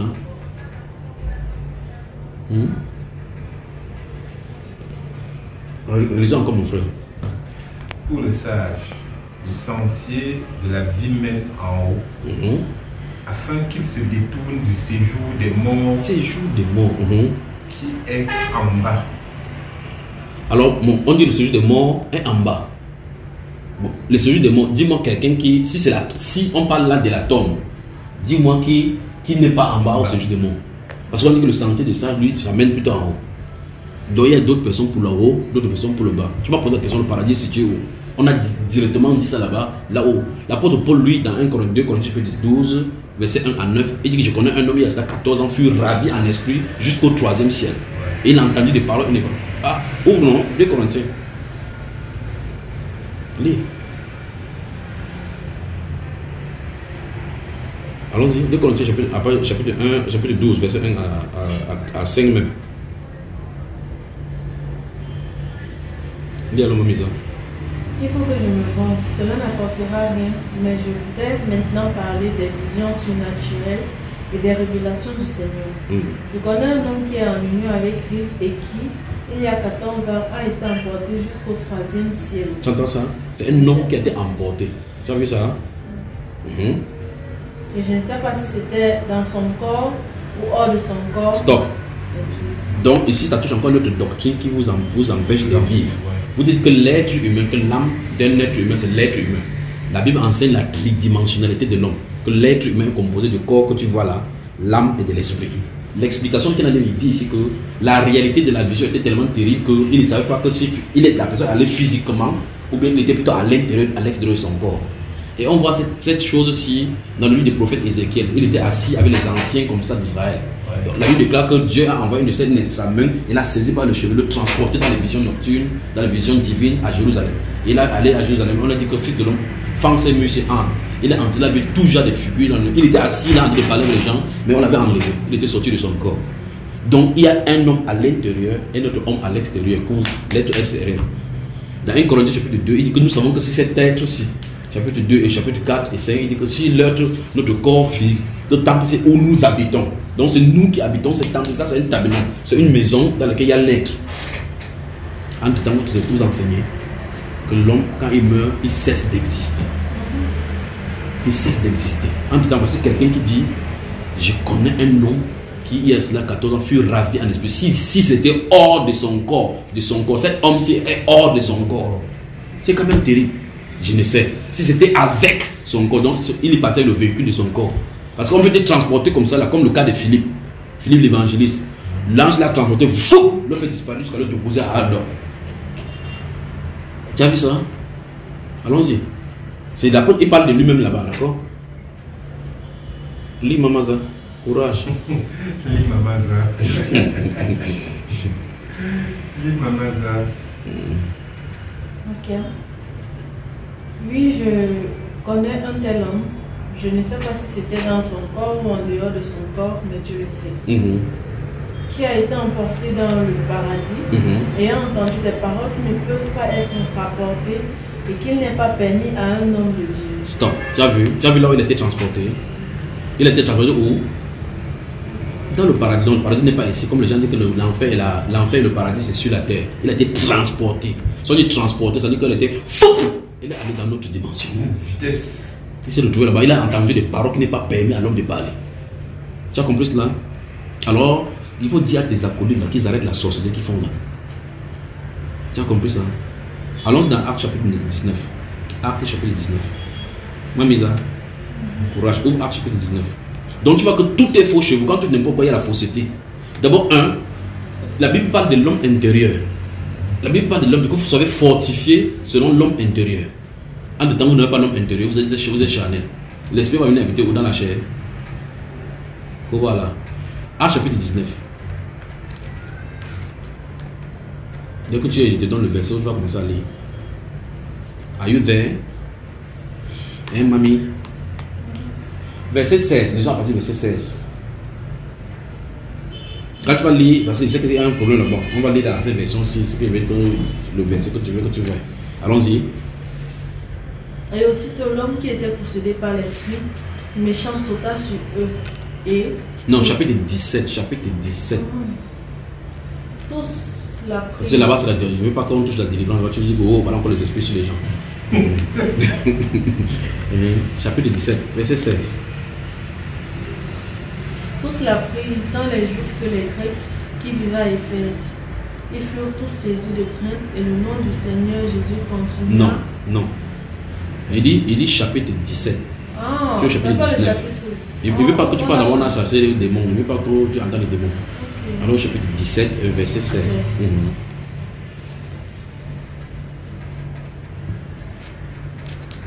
Allons-y. Pendant que Paul les attendait à Athènes, il s'irrita en voyant que la ville était pleine d'idoles. Stop. Tu as vu qu'il y a un problème là-bas? Dans votre version, vous avez dit qu'il s'irrita.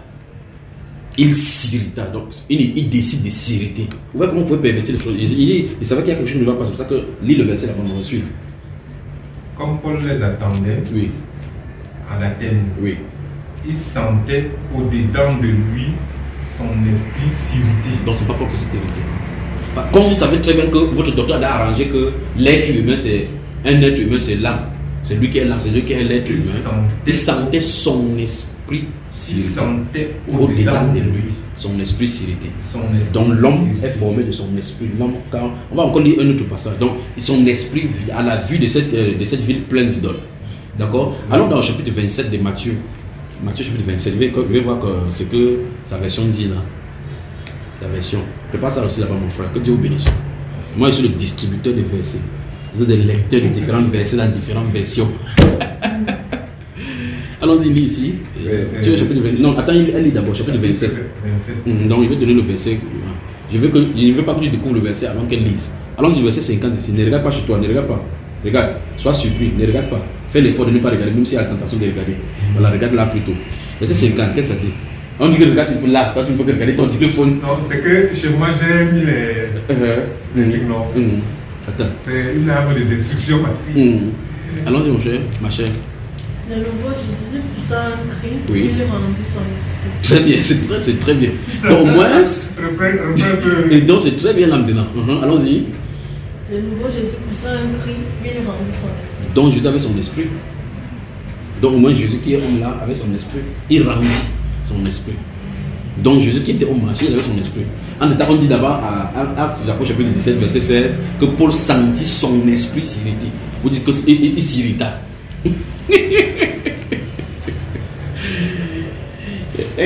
1 Thessaloniciens, premier 1 Thessaloniciens. Premier épître de Thessaloniciens. Il veut qu'elle lise toujours elle-même. On va voir comment ça sera bien là. Premier épître aux Thessaloniciens. Allons-y, lis le verset 23, voir. Chapitre 5. Verset 23 chez toi.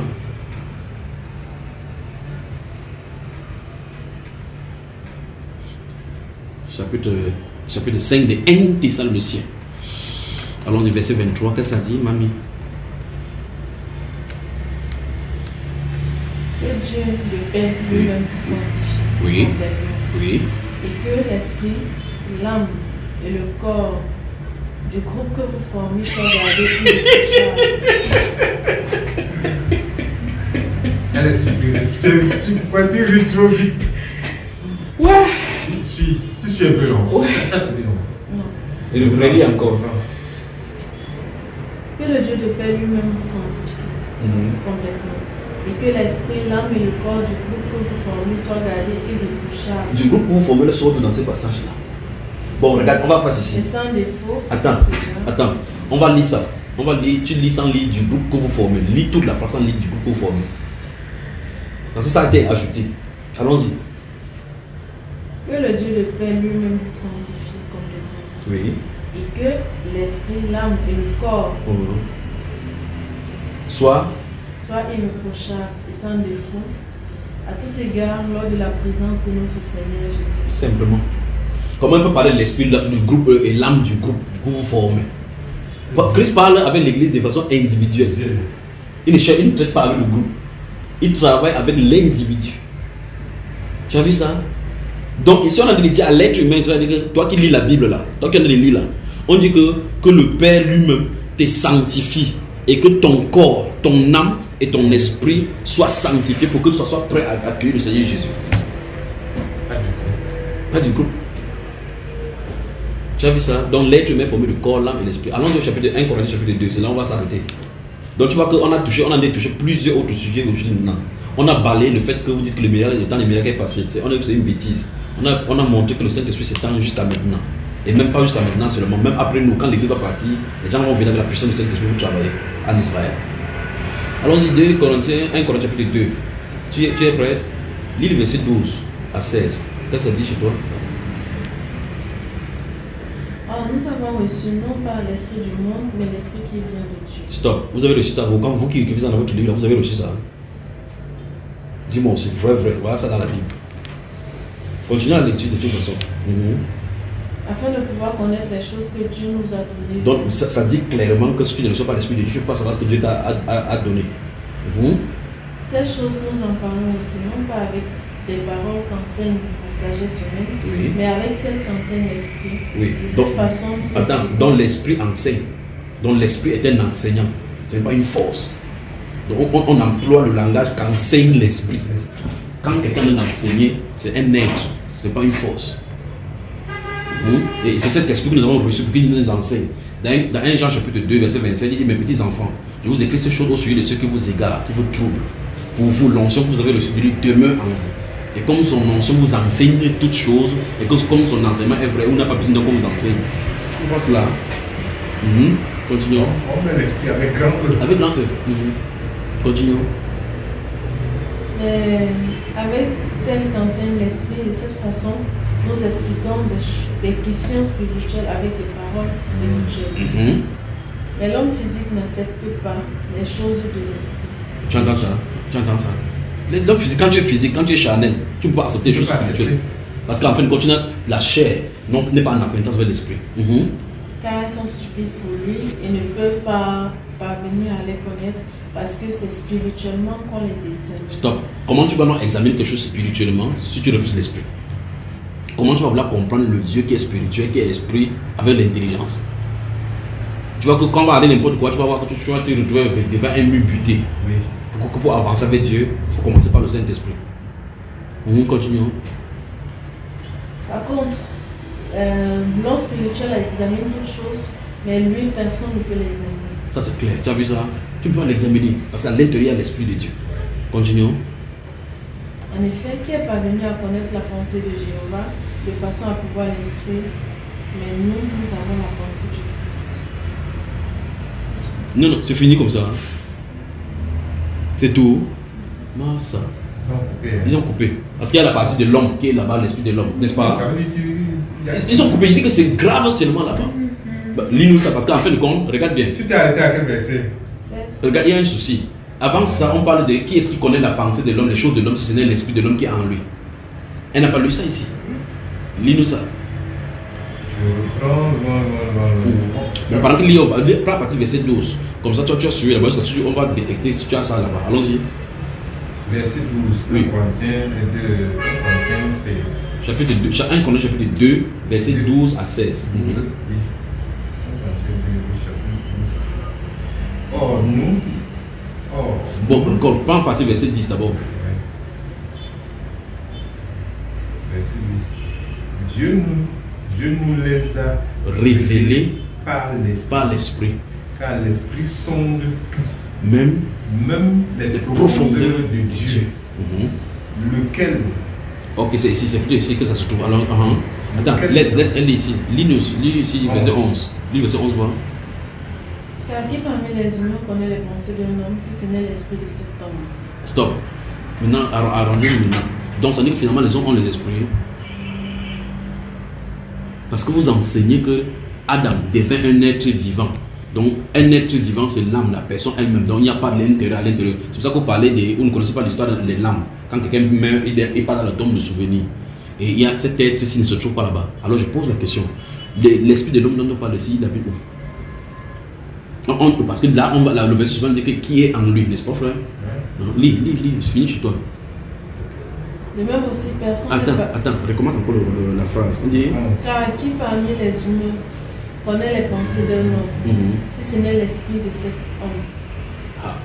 Allons-y. L'esprit de l'homme qui est en lui. Lequel des hommes, en effet, connaît les choses de l'homme? Oui. Si ce n'est l'esprit de l'homme qui est en lui. Donc, vous voyez que l'endroit qu'on met en lui, vous bafouez ça, vous passez rapidement, parce qu'on ne voit pas qu'en fait, l'esprit de l'homme habite à l'intérieur de lui. Et pour bien faire comprendre cela, on a vu que Jésus à la croix a rendu l'esprit, a remis l'esprit. Dans le livre d'Ecclésiaste au chapitre 12, la Bible déclare que quand le cordon est coupé sur la terre, on dit l'esprit retourne à Dieu qui l'a donné. Tu vois cela?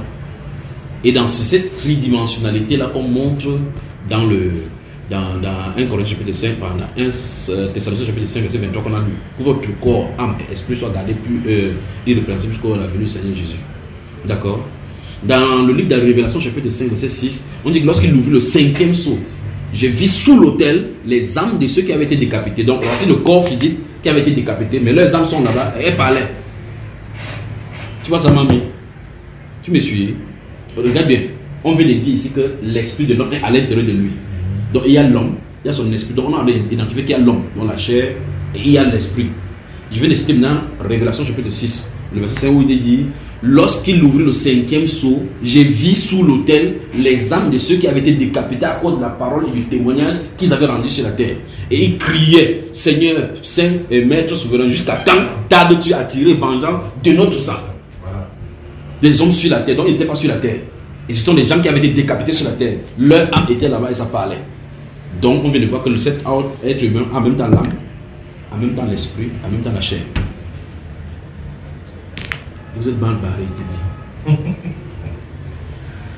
Est-ce qu'on est dans un film? C'est vraiment dans un film qu'on est.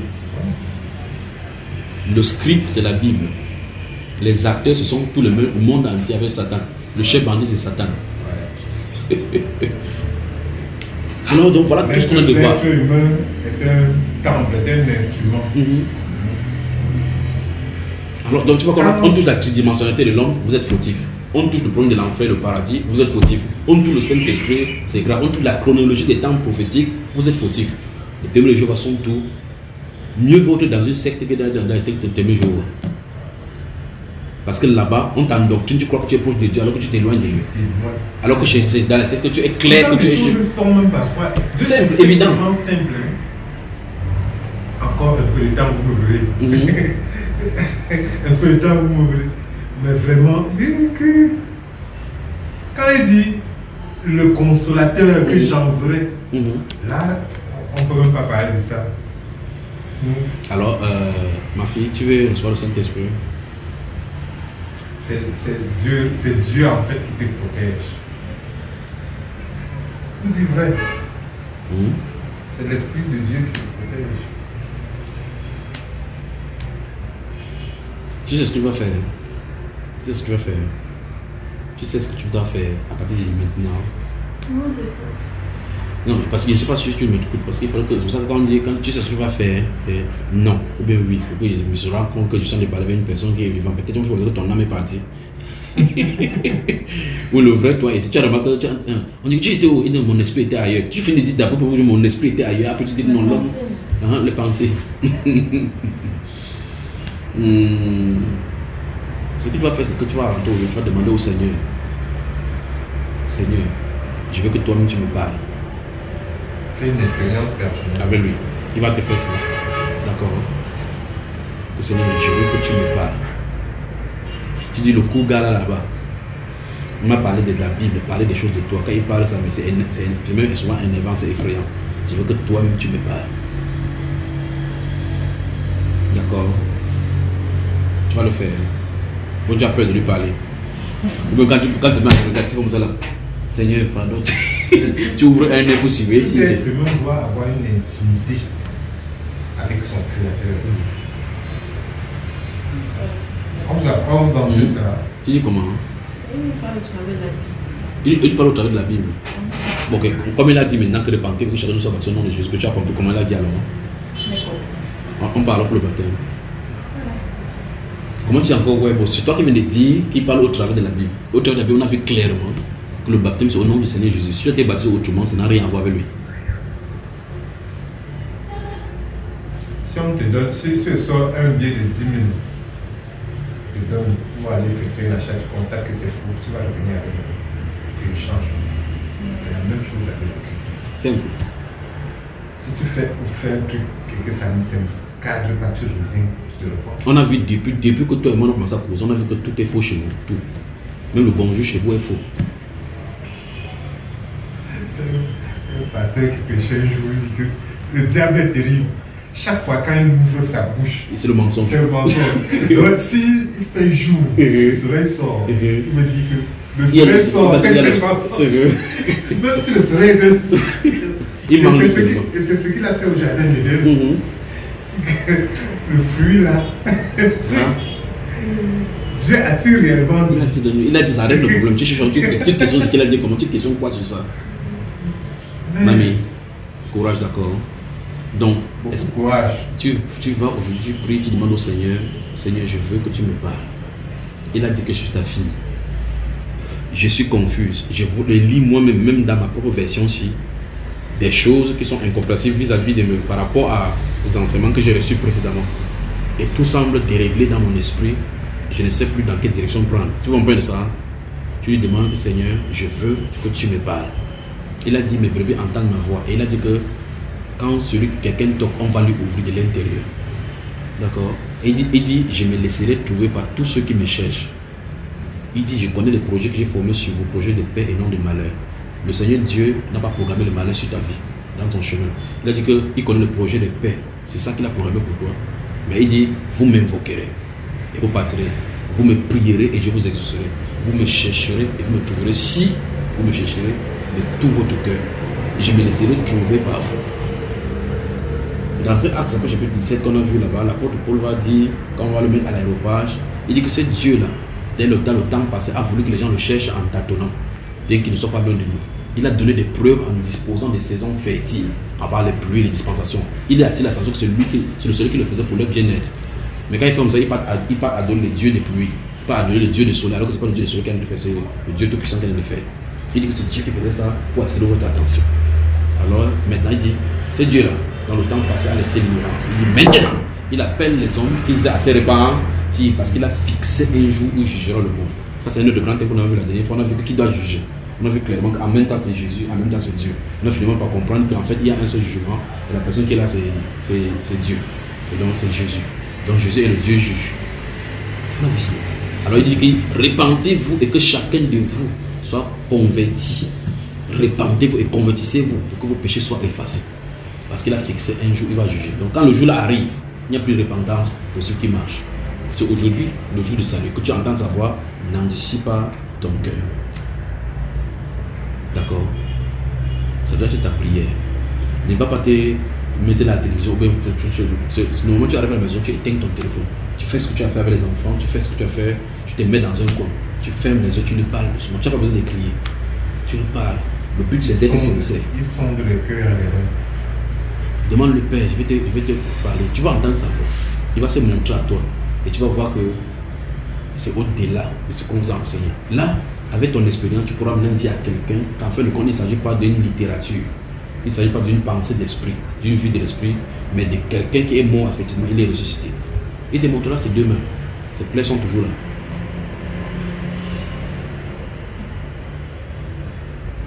La fois qu'il m'a montré, j'étais à la croix avec lui. On est venu le poignarder, j'ai vu la personne qui le poignardait. Il m'a fait la grâce de le faire, de le voir. J'ai senti la douleur qu'il a ressentie. Tu as compris ça? Il me suis seulement vu suspendu là-bas avec lui. Il dit qu'est-ce qui se passe? J'entendais crac, crac, crac. Tu sais quand quelqu'un marche sur le gravier là, j'entendais crac, crac, crac. L'environnement avait changé. Je n'ai pas de les dormir. L'environnement avait changé. Il dit crac, crac, crac. Dans mon esprit, ça venait dans tout le sens. Il disait de voir si c'est ici, c'est ici. Mais j'entendais dans mon esprit. C'est là que j'ai compris qu'il était en esprit. J'entendais crac, crac, la personne qui marchait. Et puis j'ai vu, je me suis tourné, je me suis rendu compte que j'étais plutôt en l'air et la personne était en bas. Il dit mais qu'est-ce qu'il en a fait? J'ai fait poum, ça fait poum. J'ai fait comme ça en plein air. Et puis j'ai senti la douleur qu'il a senti à la croix. Juste comme ça. Donc si quelqu'un raconte son histoire, c'est le film, c'est son histoire là-bas. Moi je sais de quoi il est question, c'est qu'il a été question à la croix. Et si tu es de lui, que tu es sorti de lui, tu étais en lui avec lui à la croix.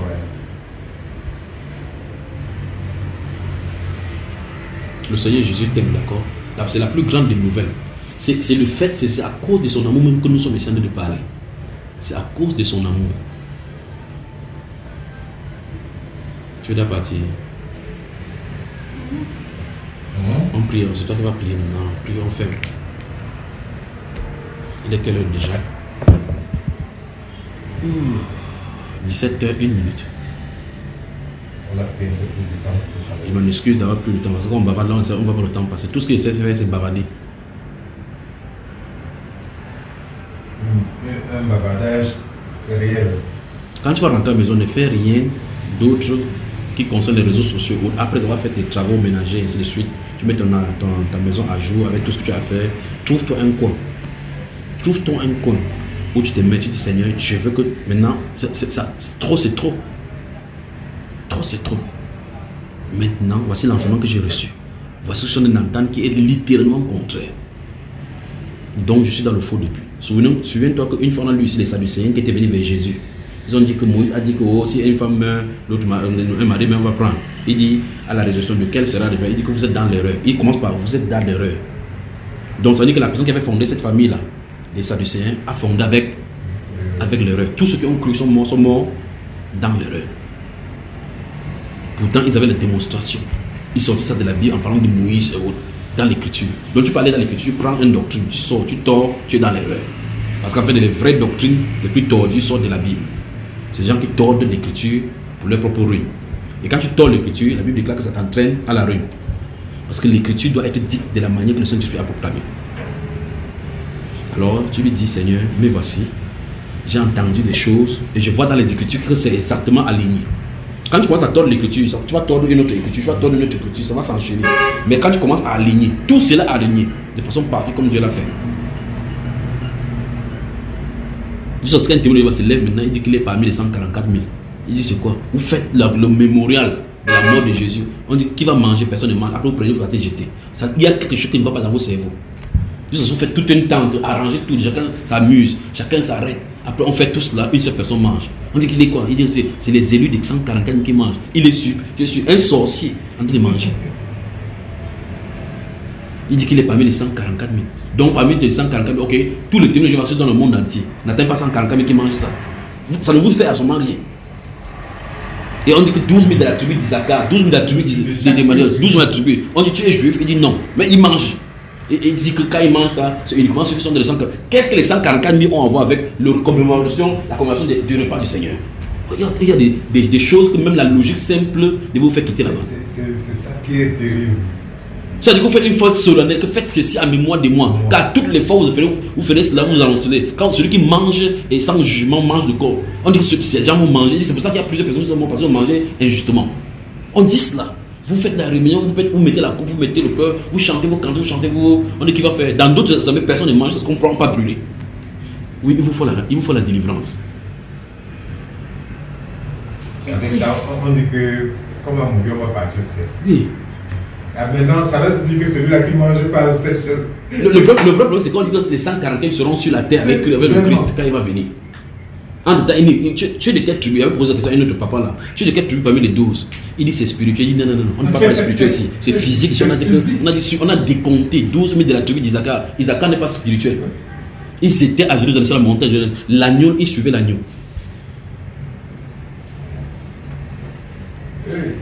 Mon frère, prie.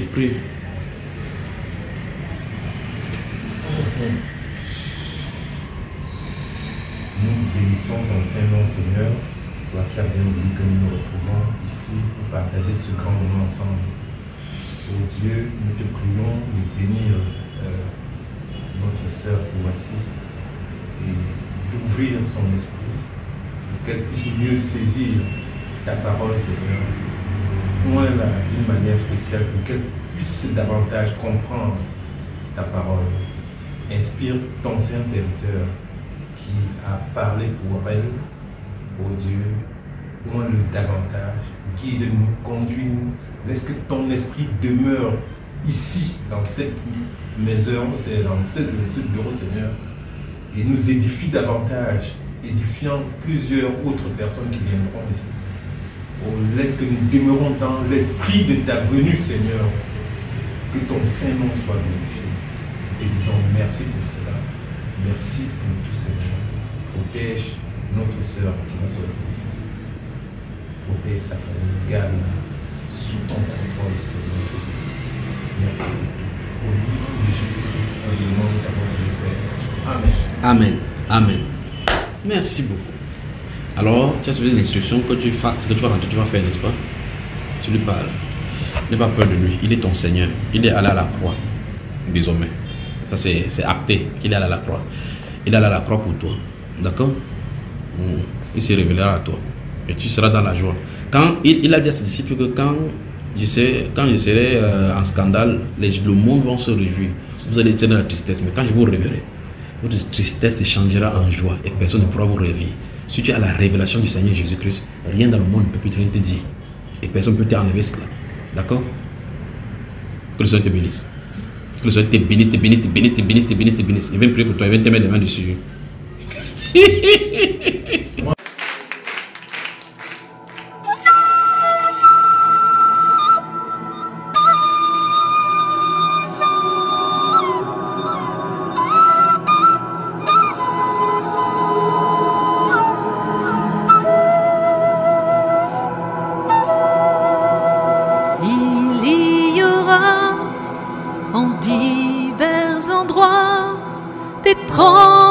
Tremblements de terre, vous entendrez parler de guerre et de bruit de guerre. Lorsque vous verrez ces choses arriver, gardez-vous d'être troublés. Relevez la tête, votre délivrance approche. L'esprit et l'épouse disent viens, que celui qui entend dise viens, celui qui a soif vienne aussi. Celui qui le veut, prenne l'eau de la vie gratuitement.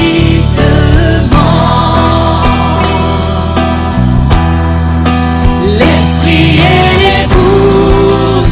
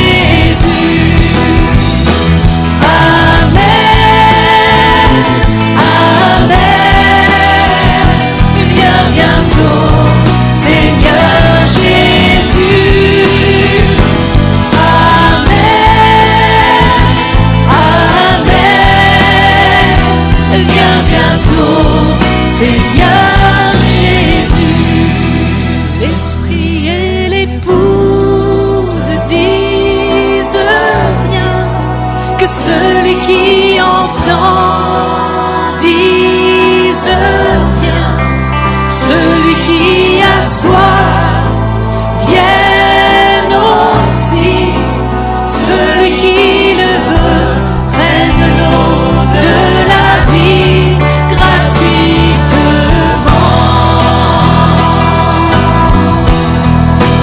L'esprit et l'épouse disent viens, que celui qui entend dise viens, celui qui a soif vienne aussi, celui qui le veut prenne l'eau de la vie gratuitement.